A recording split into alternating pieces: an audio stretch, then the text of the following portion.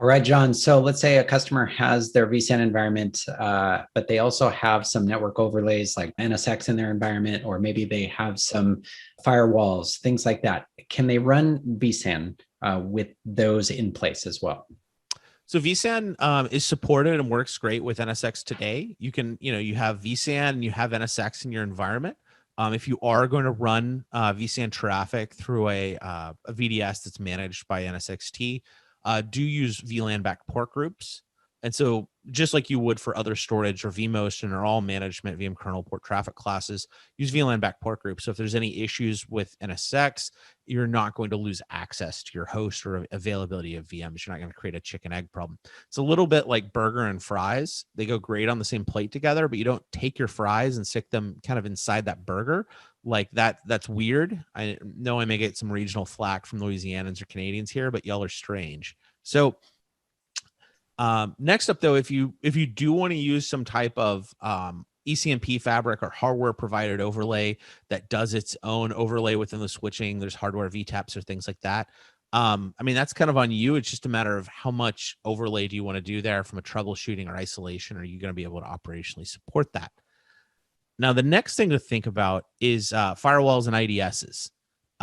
And typically this occasionally comes up with people who have very aggressive security teams who see traffic on the wire, for instance, like stretch clusters, and they say, we want to put a pair of firewalls there, a pair of IDSs. And I've kind of got one quick response, and that's stop. Please stop. Don't run storage traffic through a firewall. Don't run it through an IDS. You wouldn't do this to ISCAs. You wouldn't do this at NFS. Don't do it to vSAN. And that's for a couple of reasons. One, none of these devices know what a SCSI packet is. And, at the end of the day, you're probably going to introduce significant performance problems. They're not designed for, near the scale that layer 3 switches are. But also, let's say they find a packet they don't like. What are they going to do? They're going to drop that packet. So let's say they do block something. They start blocking flows. You're going to have hosts that randomly can't replicate data to each other. And even outside of vSAN ISCSIs, you have the same problem. You'd have APD issues there.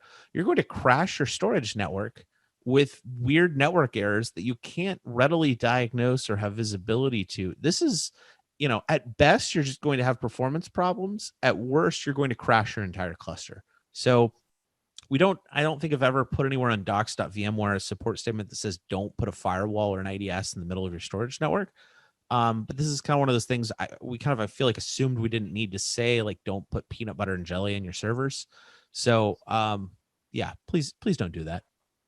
It also sounds like a masterclass in how to create a circular redundancy issue as well. So yeah, let's do a virtual firewall that we then route the storage traffic through to the host. And assuming we don't we don't create a broadcast storm. I mean, remember, the tree of spanning must be watered with the rain of the broadcast storm from time to time. But no, let's not crash our switch fabrics either.